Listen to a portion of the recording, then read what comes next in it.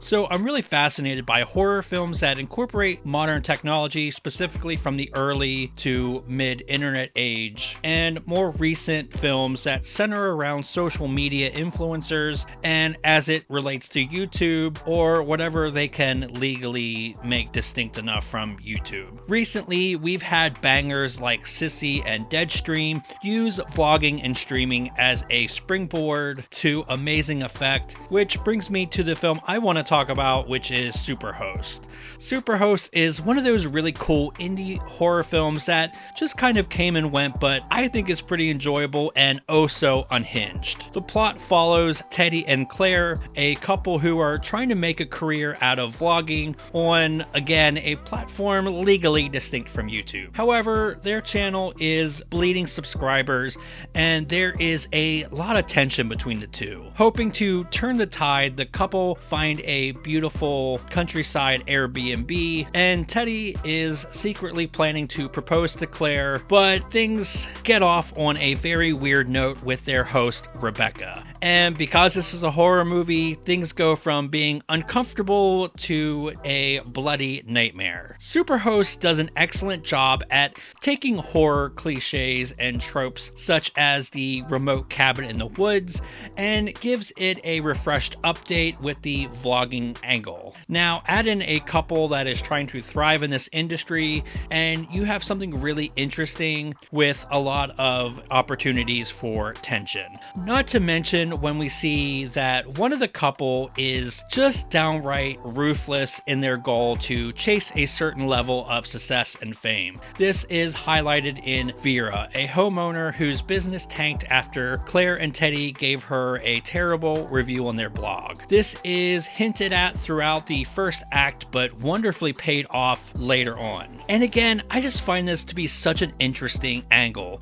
As someone who has reviewed movies for festival circuits, there is this kind of weird amount of pressure because I knew that filmmakers were probably going to read what I wrote and they could even reach out to me. I always try to be honest with my opinion, but not in a really nasty clickbaity way. Conversely, Superhost talks about this toxic shitposting for clout and views in a really fascinating way, with the added dynamic of this being a vlogging couple. And then there's Rebecca, aka the Superhost, and in my opinion, she is the selling point here outside of the really interesting story setup. Now, some people might say that her character is a little bit too over the top, and sure, I guess that's a fair point. However, I don't know, I just clicked with her performance. It's nutty and adds a bit of strange and fun energy to this entire bloody affair. But I can understand if she is a bit too much for you because, yeah, I mean, she is a lot. Now I'm going to get into spoilers, but if you want to skip over that, just check out the timestamp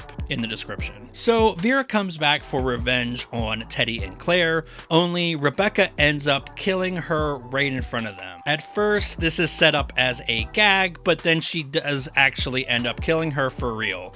The movie at this point takes a hard pivot into what could be a little bit more of a standard trapped in a house thriller, yet the movie still ends up being really entertaining with a lot of great tense moments, and the filmmakers do an amazing job at really paying off some nice setups, and the use of the vlogging aspect is utilized in this final act extremely well in my opinion. Superhost, for its sometimes intentionally campy tone, does end on a bleak note with Claire and Teddy both getting killed.